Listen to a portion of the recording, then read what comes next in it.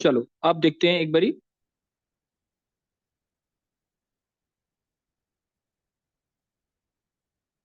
चलो स्टार्ट करते हैं, एक बार स्क्रीन बड़ी कर दे बच्चे।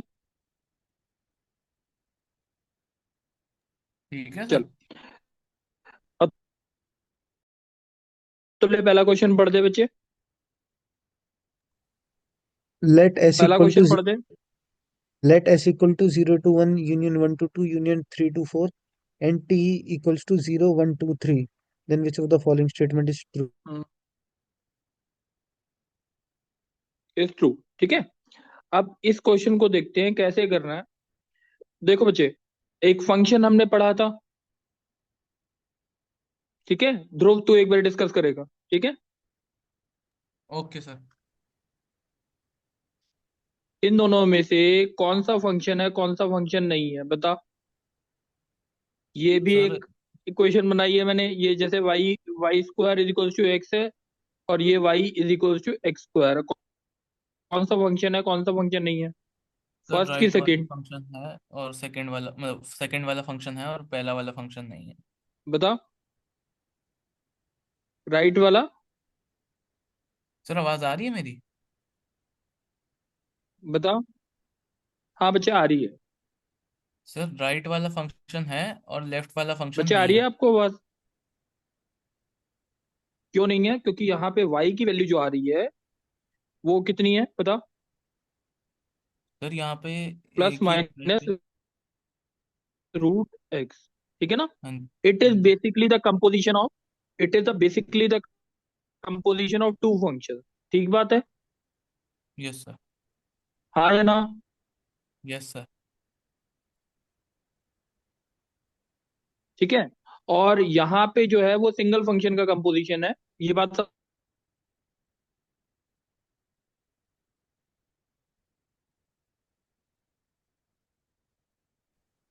टू, ये यानी एक्स की एक वैल्यू के लिए फॉर, यहाँ पे हम बोलेंगे एक्स की एक वैल्यू के लिए, वन वैल्यू के लिए हम्म, वाई की कितनी वैल्यू है? दो वैल्यू है। सही है। Yes sir. सही है ना। हम्म। अगर मैं एक एग्जांपल लेता हूँ, तो एक सेट लेता हूँ ए इज इक्वल्स टू, जिसमें है 1 2 3 4, और बी सेट लेता हूँ जिसके एलिमेंट्स हैं 2 3 4 5 6। सही है, ये ले लेता यस हूँ। सर। ठीक है, एक हम्म। एग्जांपल लिया है मैंने। ठीक है, अब मैं बोल रहा हूँ कि एक्स की, यानी इसमें जो फंक्शन की डेफिनेशन अलाउड है जो नहीं है, वन वैल्यू और वाई की टू वैल्यू। ठीक है, हम्म। यानी यानी एक्स की वैल्यू वन वाई की वैल्यू टू, एक्स की वैल्यू वन और वाई की वैल्यू थ्री। ये बात समझ आ गई? Yes sir. आप और कुछ भी कर दो, 3 5 और 4 6। इज इट अ फंक्शन और नॉट बताओ, दिस रिलेशन फंक्शन इज है अ सर। फंक्शन और नॉट, है कि नहीं? है सर। कैसे? एक्स की सर एक यहाँ पे वैल्यू के लिए वाई की अगर मल्टीपल वैल्यूज आए तो वो फंक्शन नहीं होता। एक्स की एक वैल्यू के लिए वाई की मल्टीपल वैल्यूज आ रही है कि नहीं आ रही, यस सर। तो इट इज अ फंक्शन और नॉट। नहीं सर ये फंक्शन नहीं है। तुल्य बात समझ आ गई? Yes, sir. अब मेरे को ये बता, अगर मैं इसी का उल्टा कर दूं, उल्टे का मतलब ये है एक्स की एक वैल्यू के लिए, सॉरी, वाई की वैल्यू जो है यहाँ पे एक्स के लिए वन, वन के लिए आंसर कितना आएगा? वन के लिए वन, और -1 के लिए भी क्या आएगा? वन। 1. यानी वाई की सेम वैल्यूज हो सकती है एक्स की डिफरेंट वैल्यू के लिए। Yes sir. ये बात समझ आ गई है कि नहीं? आ गई सर। Yes, sir. अच्छा, अब मेरे को एक चीज बताओ जल्दी से। मैंने बोला यानी एक्स की एक वैल्यू के लिए वाई की डिफरेंट वैल्यूज नहीं हो सकती, बट उल्टा is true for a function, हाँ या ना? Yes sir. यस तो सर। इसका मतलब ये बात क्लियर है ना? हाँ जी सर। अब मेरे को ये बता, मैंने ये चीज बोला कि पहला पार्ट एक बार क्वेश्चन पढ़ते हैं क्या है। Let S be belongs to 0 to 1, union 1 to 2, union 3 to 4 and t hmm equal to 0 1 2 3, then which of the following statements are true? ठीक है, अब बता मेरे को पहली स्टेटमेंट पर। There are infinitely many functions from S to T. Infinitely many functions कैसे बनाते हैं? अगर मैंने बोला ए के अंदर 4 एलिमेंट्स हैं, बी के अंदर 6 एलिमेंट्स 5 एलिमेंट्स हैं, तो टोटल नंबर ऑफ फंक्शंस कैसे बनाते हैं? सर A into B मतलब नंबर ऑफ एलिमेंट्स पहले इन के A लिए into कितनी B. चॉइस हो गई? 6। पहले के लिए 5 चॉइस, दूसरे के हाँ लिए जी. 5 चॉइस। हाँ. अगर रिपीटिशन अलाउड है 5 की बार 4 होता है ना, हाँ जी. सही है। मगर हाँ जी. यहाँ पे जो S2T जो है, इसके लिए कितनी चॉइस है? तो इनफाइनाइट चॉइसेस है. इनफाइनाइट चॉइसेस है कि नहीं? हाँ जी. क्योंकि सेट दे रखा है, सेट में 0.01 भी हो सकता है, 0.02 भी हो सकता है, सही है, 1.1 भी हो सकता है, 1.2 भी हो सकता है। तो कितने yes number sir. Of elements S में है? इनफाइनाइट है, हाँ जी. सही है। हाँ सबके जी. लिए हाँ जी. कितनी कितनी चॉइस हो गई? 4 की बार n हो गया, वेर n इज इनफाइनाइट, कोई भी नंबर हो सकता है ना। तो हाँ जी. आंसर बिल्कुल. आएगा इन्फिनिटी, आएगा कि नहीं आएगा? आ जाएगा सर. ये बात अतुल्य क्लियर हो गई कि नहीं? Yes, sir. ठीक है, ये बात क्लियर है ना, बिल्कुल 100%। यस. Yes, sir. ठीक है, अब दूसरा अतुल्य तू पढ़ जल्दी से। There are infinite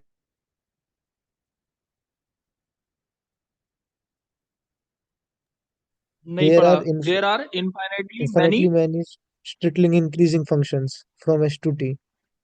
from S to T. T. अब एक बार देखते हैं कि ये कैसे करना है। There are infinitely many strictly increasing function from S to T. Increasing का मतलब क्या हो गया?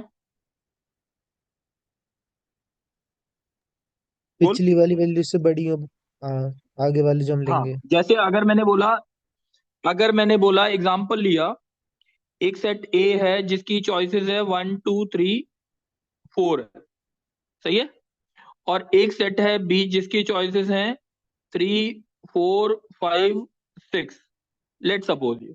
और मैंने एक ए टू बी बना दिया स्ट्रिक्टली इंक्रीजिंग, इसका मतलब ये हो गया सेट में फंक्शन में ये होना चाहिए 1 3 2 4 3 5 और 4 6। ये स्ट्रिक्टली इंक्रीजिंग है कि नहीं है? Yes, sir. ठीक है। यस। अब जैसे एक और एग्जांपल लेते हैं, मैंने ए सेट ले लिया जिसके अंदर एलिमेंट्स हैं 1 2 3 4, सही है। और बी सेट ले लिया जिसके अंदर एलिमेंट्स हैं 7 9 11, सही है। क्वेश्चन समझ आ गया? हाँ कि Yes, नहीं? sir. तो मैंने एक बना लिया 1 7 2 9 3 11, और 4 को क्या दूं? कुछ दे सकता हूं? No, sir. बताओ। नहीं दे सकता ना।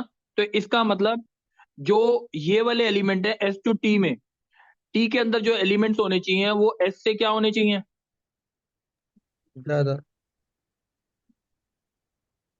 ज्यादा होने चाहिए, क्योंकि अगर ये अगर ज्यादा नहीं है तो ये बनेगा ही नहीं। बात समझ आ रही है ना? Increasing function Yes, sir. Clear है? तो इस केस में आंसर क्या हो जाएगा? Infinitely many strictly increasing function हो ही नहीं सकते। क्यों नहीं हो सकते? क्योंकि टी के अंदर जो एलिमेंट्स हैं, इन एलिमेंट से क्या होने चाहिए? ज्यादा होने चाहिए। बट यहाँ पे इन्फिनिटी है, यहाँ पे 4 है, ये एलिमेंट बहुत कम है, तो इसलिए ये फंक्शन बन ही नहीं सकता। बात समझ आ गई? बताओ। Yes sir. अच्छा, अब मेरे को थर्ड पार्ट, अच्छा जल्दी से पढ़ दे ध्रुव, थर्ड पार्ट पढ़ दे। Yes sir. The number of continuous functions from S to T is at most 120. अच्छा, मैक्सिमम से मैक्सिमम कितने हो सकते हैं? एटमोस्ट 120 अच्छा, और फंक्शन क्या होना चाहिए? continuous. कंटिन्यूअस होना चाहिए। ये बात समझ आ गई? Yes sir. चल अब इस चीज को बोल, कंटिन्यूअस फंक्शन क्या होता है? सर कि किसी भी पॉइंट पे जिसमें कोई, अगर मैंने एक फंक्शन बनाया ऐसा, ये कंटिन्यूअस है कि नहीं? कंटिन्यूस है सर। और अगर मैं एक फंक्शन ऐसा बना दूं, ये कंटिन्यूअस है? नहीं सर, ये कंटिन्यूस नहीं। क्यों? क्योंकि बीच में यहाँ पे क्या हो गया, टूट गया। ये बात समझ आ गई? हाँ यस सर। अब मेरे को ये बता कि कंटिन्यूअस फंक्शन समझ आ गया ना ये? आ गया सर। सही है। अब कंटिन्यूअस फंक्शन का मतलब ये हो गया, कोई बीच में ब्रेक नहीं होना चाहिए, है ना? Yes sir. अच्छा, अब मेरे को ये बता कि जैसे चॉइसेस क्या क्या है, रेंज क्या हो सकती है? यही हो सकती है ना, 0 1 2 3। हाँ हाँ, 0 1 2 3, यस सर। सही है। कोई भी हम्म। फंक्शन बनाएंगे तो उसके लिए या तो वैल्यू क्या रहेगी, 0 या 1 या 2 या 3 3। या 2 या 1 या, 0। सही है। अब यस सर। 0 से 1 इंटरवल के बीच में n नंबर ऑफ वैल्यूज ले ले, 0 से 1 के बीच में n नंबर ऑफ वैल्यूज ले ले कोई भी, बट उसके लिए चॉइस कौन सी रहेगी? चारों में से कोई एक ही रहेगी ना? हाँ जी सर। चारों में से एक, चार चॉइस हो गई कि नहीं हो गई 0 to 1 के लिए? हाँ जी सर, हो गई। और 1 से 2 के लिए भी कितनी चॉइस हो गई? 4। चार। रिपीटिशन अलाउड है। और तीसरे के लिए भी क्या होगी? 4। 3 to 4 के लिए भी चार। हाँ जी। सही है ना? हाँ जी। हाँ जी।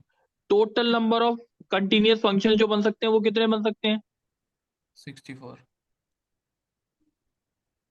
64। हाँ। सही है ना?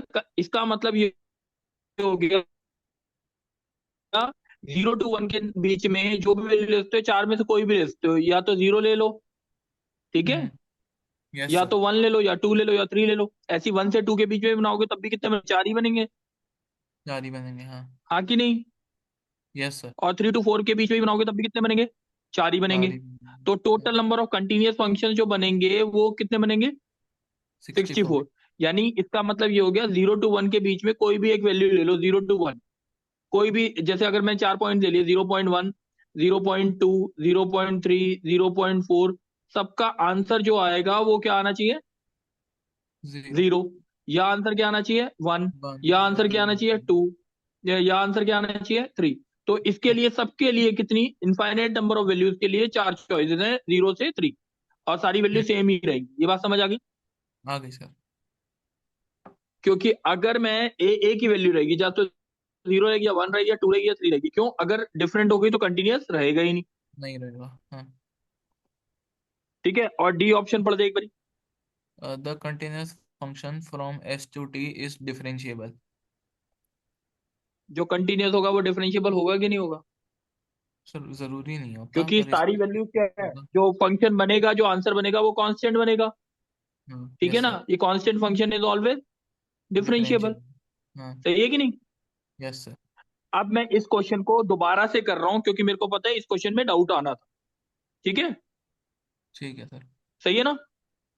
चल यस। एक बारी जल्दी से दोबारा से, अब एक बारी अतुल्य दोबारा पढ़े इस क्वेश्चन को। Let S equal to 0 to 1, union 1 to 2, union 3 to 4, and T हाँ equals to 0 1 2 3. Then which of the following statement is true? हाँ There are infinitely many functions from S to T. हाँ। अब मेरे को बता, इसकी definition बता मेरे को, कैसे किया मैंने? एस ये था, टी ये था, then which of the following is true? There are infinitely many functions from S to T. कैसे प्रूव किया मैंने इनफाइनेटली मेनी फंक्शंस है? फंक्शन के लिए एक x की वैल्यू के लिए एक y की वैल्यू होनी चाहिए। हम्म। तो इधर x की और इनफिनाइट कुछ? वैल्यूज हैं। हाँ, पर तो एक्स की इनफाइनाइट वैल्यूज हैं, सबके लिए कितनी चॉइस होगी? चार चार चार। चार चार चार। इनफाइनाइट वैल्यूज के लिए चार चार चॉइसेस हैं, तो आंसर क्या हो गया? 4 की power n tends to infinity, तो इन्फिनिटी आंसर आएगा। तो इसलिए आंसर क्या आ गया? Infinite many functions. ठीक है। अच्छा, अब इसका answer, there are infinitely many strictly increasing function from S to T, इसका आंसर क्यों रॉन्ग हुआ? क्योंकि स्ट्रिक्टली इंक्रीजिंग के लिए हमें टी में उससे ज्यादा या उतनी एलिमेंट चाहिए बी के जितने एस नंबर ऑफ में है, एलिमेंट जो होने चाहिए ए से क्या होने चाहिए? ज्यादा नंबर या ऑफ बराबर। Elements in B should be greater than number of elements in A, that's why it is wrong. ठीक है, फॉर स्ट्रिक्टली यस इंक्रीजिंग और स्ट्रिक्टली डिक्रीजिंग। सर, ठीक सेम है, एलिमेंट अब भी तो हो तीसरा वाला सकते हैं। पढ़ते जल्दी से। सेम एलिमेंट्स भी सेम हो नंबर ऑफ सकते हैं ना। एलिमेंट्स होने चाहिए, हो सकते हो, हो सकते हो, हो सकते हैं, बिल्कुल ठीक बात बोली आपने। सेम नहीं है ना यहाँ पे। Yes sir. ठीक है, नंबर ऑफ चल कंटिन्यूअस आगे फंक्शंस थर्ड फ्रॉम पार्ट पर, the number of continuous functions from S to is T at is at most. Most 20। कंटिन्यूअस के लिए 0 to 1 के लिए कितनी जो एन नंबर ऑफ सिलेक्शंस कर लिए, सबके लिए आंसर या तो 0 आएगा, या आंसर 1 आएगा, या आंसर 2 आएगा, या आंसर 3 आएगा, मगर एक आंसर आएगा 4 में से। ठीक है ना? तो इसके लिए कितनी चॉइस हो गई? 4। इसके लिए भी कितनी हो गई? 4। इसके लिए भी कितनी हो गई? 4। Answer is 64। 64। 64 जो है वो 120 से कम है, इसलिए ये आंसर ठीक है। ठीक है, यस सर। और जो कंटिन्यूअस होगा फंक्शन, जो भी फंक्शन बनेंगे, या तो 0 बनेगा आंसर, या तो 1 बनेगा, या 2 बनेगा, और या ये बोल रहा है या तो ये वाला फंक्शन हो, ये फंक्शन भी कंटिन्यूअस है, ये फंक्शन भी कंटिन्यूअस है, कंटिन्यूअस, और ये फंक्शन इंडिविजुअल। बट अगर चारों को एक साथ देखा जाए तो कंटिन्यूअस नहीं है, तो हम इसको क्या बोलेंगे? अगर इस चीज में चेक किया जाए तो ये डिफरेंशिएबल है एस टू टी। ये बात क्लियर है? Yes sir. चलो, अब जितना समझ आया 11th वाले बच्चे उतना नोट करके रखेंगे बच्चे। चलो नेक्स्ट करो।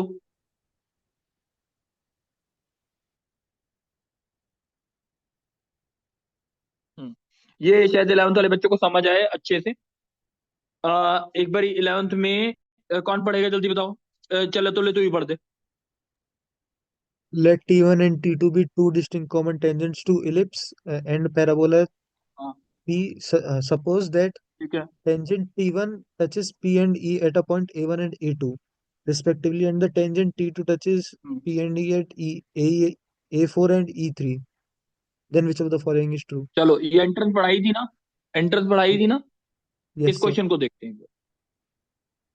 अब देख, एक्स स्क्वायर बाय क्या है? 6. ये √6, 0, और ये 0, -√3। डाउट तो नहीं है? No sir.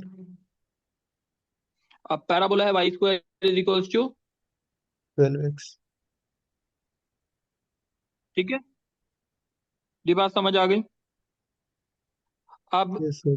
T1 पे सपोज दैट T1 T2 ये distinct common tangent touches P and E at A1 A2। ठीक है, पैराबोला को कहाँ पे? A1 पे, और इसको A2 पे। ऐसा कुछ बनेगा? Yes sir. हाँ जी बच्चे। और यहाँ पे A3 A4 ऐसा बनेगा? हाँ कि नहीं? Yes बोलो sir. अतुल्य। Yes अब sir, ऐसे अतुल्य एक बनेगा। चीज बोल जल्दी से। ठीक है, मेरे को यानी A1 A2, अब मेरे को एरिया निकालना है और पॉइंट निकालना है ना? A1 A2 A3 A4 point निकालना है, सही है, और एरिया निकालना है इस पूरे फिगर का कोऑर्डिनेटर। कोई डाउट? नहीं सर। सही है, क्या बता, क्या दिक्कत है?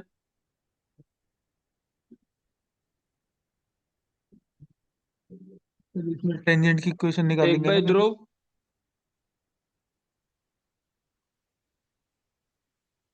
हाँ, टेंजेंट की इक्वेशन पहले निकालता हूँ।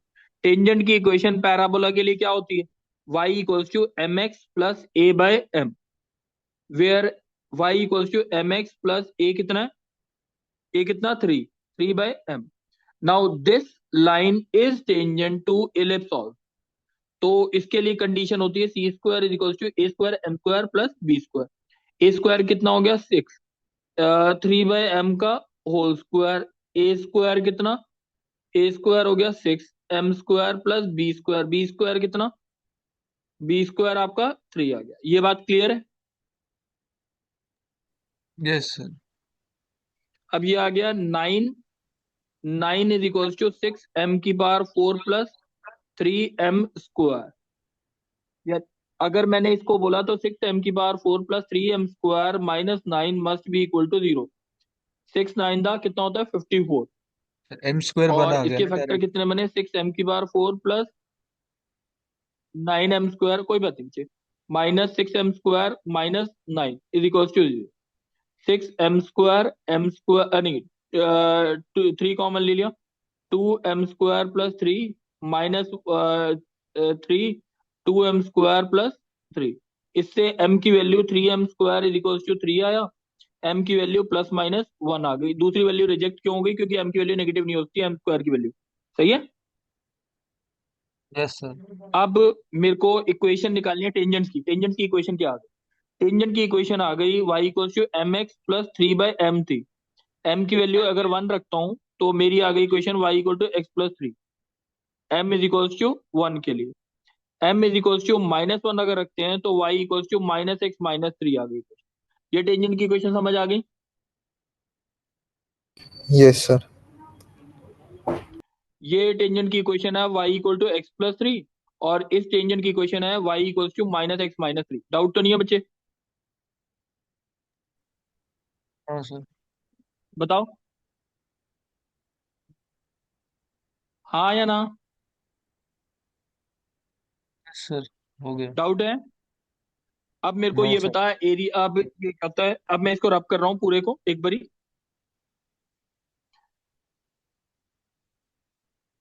अब मेरे पास ये फिगर था,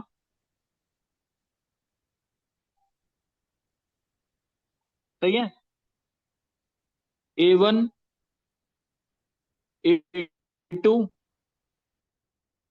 A3, A4। जल्दी बता दे मेरे को अतुल्य। इसकी इक्वेशन मैंने लिखी थी y equal to x plus, इसकी इक्वेशन थी y equal to -x minus 3। अब जल्दी बता A1 A2 कैसे निकालूं? फिर सॉल्व कर लेंगे, एक बार पैराबोला के साथ, एक बार सॉल्व कर एलिप्स के लेंगे, साथ। और कोई तरीका? और कोई तरीका? हिट एंड ट्रायल लगा लेंगे बस, जल्दी करना। चलो देखो, मैं इसको है ना ऐसे यहीं पे छोड़ रहा हूँ। 80 हाँ square to 80 sir, 80 square to 80 parabola से बिल्कुल, निकल जाएगा। 80 स्क्वायर, 80 स्क्वायर 280 से टेंजेंट की इक्वेशन इसकी और इसकी क्या कर लेंगे? उसे कंपेयर कर देंगे। सही है कि यस नहीं? सर। और इसकी भी इक्वेशन को फिर इससे कंपेयर कर लेंगे, ये पॉइंट्स आ जाएंगे, हाँ या ना? यस सर, सर इलिप्स का सॉल्व करना पड़ेगा। और इस इलिप्स का सॉल्व भी कर लेगा तब भी कोई बहुत बड़ी चीज नहीं पड़ेगी। तेरे दोनों एक साथ ही आ जाएंगे, वाई को टू एक्स प्लस 3 डालेगा कॉमन ही आएंगे। जैसे अगर देख सॉल्व करके दिखाता हूँ, y² x प्लस 3 का whole square is equal to 12x। अगर इसके लिए सॉल्व करते हैं, x² plus 9 plus 2 3 6 x is equal to 12x। तो ये हो गया x स्क्वायर प्लस सर यहाँ 3 पे आ आ गई गया एक्स की वैल्यू। x² प्लस, हाँ, x² plus 9 minus 6x equal to 0। x equal to 3 आ गई ना शायद, यस सर। 3,6 आ गया शायद, है ना? यस सर, बताओ। 3,6। यहाँ पे x की वैल्यू अगर 3 डालूंगा, x की वैल्यू 3 डालूंगा तो कितना आएगा? -3 -3 -6 आ गई। 3, -6, ये बात समझ आ गई। Yes sir. अब A2 वाला पॉइंट निकल सकता है कि नहीं निकल सकता? सॉल्व कर लेना, आसानी से निकल जाए। ठीक है, ये चारों चीजें बहुत आसान ऑप्शन है, जल्दी निकल जाएंगे आप। ध्रुव, आगे डिस्कस करने की जरूरत तो नहीं है। नहीं सर, निकल गया आंसर। चलो थर्ड क्वेश्चन देखो।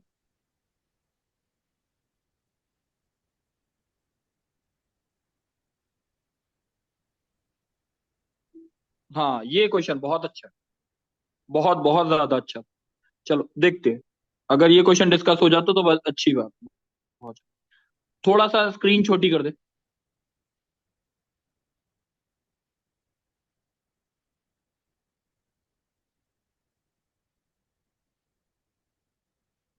ठीक है, देख लिया क्वेश्चन? एक बार देख लो सारे।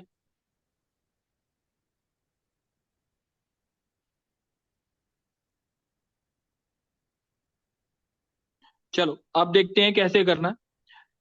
लेट हाँ let f is to 0 to 1 tends to 0 to 1 be a function defined by this, consider the square region। ये पढ़ लो एक बारी सारे, मैं उसके बाद करूंगा इस क्वेश्चन को। अतुल्य पढ़ दे एक बार जल्दी से। Let f 0 to 0 1 tends to 0 1 be function defined by fx. Consider the square region S 0 1 cross 0 1. Let g region है y greater than fx be a green region and r y less than fx be a red region. Then LH where x belongs to 0 to 1 be the horizontal line drawn at a height देखो h belongs to 0 to 1.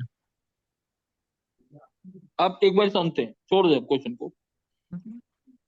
0 to 1 domain दे रखी है, range दे रखी है, ठीक है, और ये square दे रखा है, ठीक है। 0 to 1 यानी 0 से 1, 0 से 1। आप देखते हैं एक बार, पहले इस फंक्शन को बनाने की कोशिश करता हूं, उसके बाद स्क्वायर के अंदर बनाऊंगा।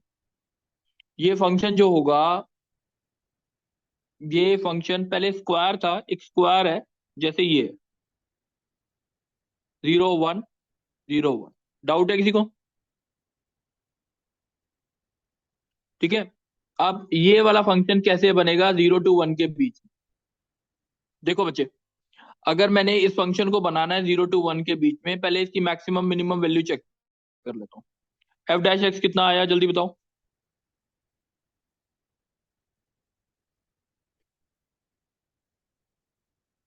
ये आ गया डिफरेंशिएशन एफ डैश एक्स, तो ये कितना आ गया 9x² माइनस 18x प्लस 5 = 0। 9 5 45, 15 3 होता है। 9x² minus 15x minus 3x plus 5 = 0। तो कॉमन आ गया 3x, 3x minus 5 -1 3x minus 5 = 0। x = 1/3, x = 5/3। 5/3 0 to 1 के बीच में लाई नहीं करता, इसलिए इस रीजन को क्रॉस करो। x क्या आ गया 1/3। 1/3 पे जो होगा 1/3 से 5/3, इसका मतलब ये हो गया 1/3 और 5/3 अगर देखा जाए पॉजिटिव नेगेटिव पॉजिटिव, यानी -∞ से 1/3 दिस कर्व इज इंक्रीजिंग, 1/3 से 5/3 ये कर्व डिक्रीजिंग है, 5/3 से इन्फिनिटी ये कर्व इंक्रीजिंग है। सही है, यानी ये 1/3 हो गया, यहाँ पे 5/3 यहाँ पे होगा, यहाँ पे जो कर्व है वो डिक्रीजिंग है यानी नीचे जा रही लाइन, और इसके बाद वाली लाइन ऊपर जा रही।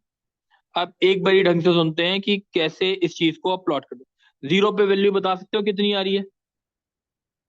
17/36। 17/0 पे 17/30। आगे बोलो, और वैल्यू क्या आ रही है? सर 1/3 अब to वह क्या होता है 1/3 पे वैल्यू निकाल के देख लें। 1/3 पे वैल्यू कितनी आ रही है? सर 181/320। 1/81। एक मिनट रुक जाओ, 1/3 पे 1/9 और 5 प्लस 17/36 कितना आ रही है?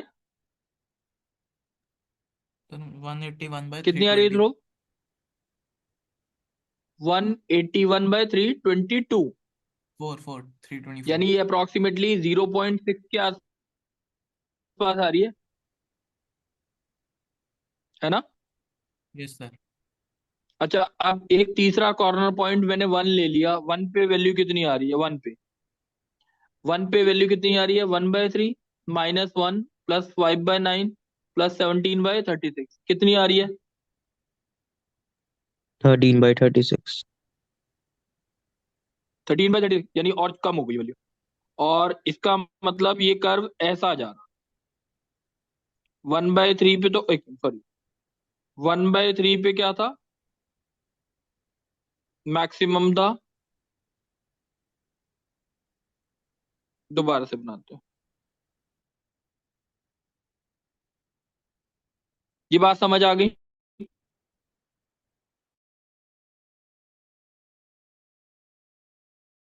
हाँ कि नहीं? चित्राक्ष समझ आ गई ये बात? Yes sir. चलो अब इतनी बात अभी तक क्लियर है। 1/3 पे पॉइंट क्या है? 181/322। ये देख लो एक बार, ये बात क्लियर हो गई?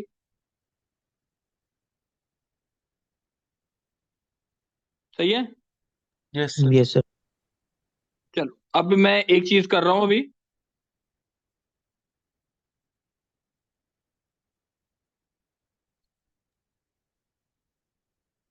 अब मेरे को एक चीज बताओ, पहला पार्ट पढ़ दो, ए पार्ट पढ़ो जल्दी। Here existent H belongs to 1/4 to 2/3 such that area of green region above the LH equal to area of green region below the LH क्या LH. है? एलएच क्या है जल्दी बता। एलएच क्या 0 है? से 1 x 0 से 1 वाले. वाई इक्वल टू एच है। वाई इक्वल टू एच है। एच की वैल्यू 0 to 1 लाई कर। सही है। ये वाई इक्वल टू एच है ना, और एक्स की वैल्यू 0 to 1 लाई कर। कोई डाउट तो नहीं है? अब इसको देखो एक बार, समझना इसको। ग्रीन रीजन कौन सा है? Y greater than f x, ऊपर वाला। ये ग्रीन है और ये कौन सा है? रेड। सही है। पहला पार्ट पढ़ लो एक बार जल्दी से। There exist an h belongs to 1/4 से 2/3 such that area of green region above the line l h equals to area of green region below the line l h. जो एल एच है वो कोई ऐसी लाइन बना ली मैंने, ऐसी। ठीक है। जिसकी हाइट जो है वो कितनी है? एच। ये बात समझ आ गई? Yes, sir. सही है। अच्छा अब मेरे को, मैं ये देख रहा हूं, इस इस का एरिया कितना है, ये पूरा मिला के कैसे निकाल सकते हैं? इंटीग्रेट कर देंगे। x³/3 minus x²। दोबारा समझाऊंगा क्यों हुआ ये ऐसा। इंटीग्रेट कर सकते हो? Yes sir.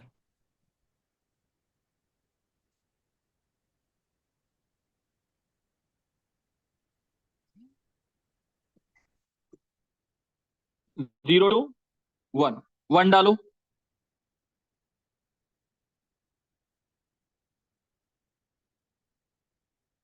मेरे हिसाब से फैक्टर्स बन गए। 36 आ गया, 3 - 12, 18, 2, 10, 17। ये आ गया 17, 10, 27, 3, 18/36। 1/2. ये कितना आ गया? 0.5। यानी ये जो मैंने यहां से यहां तक, ये जो एरिया है पूरा वो कितना है? 0.5। ये कोई डाउट है?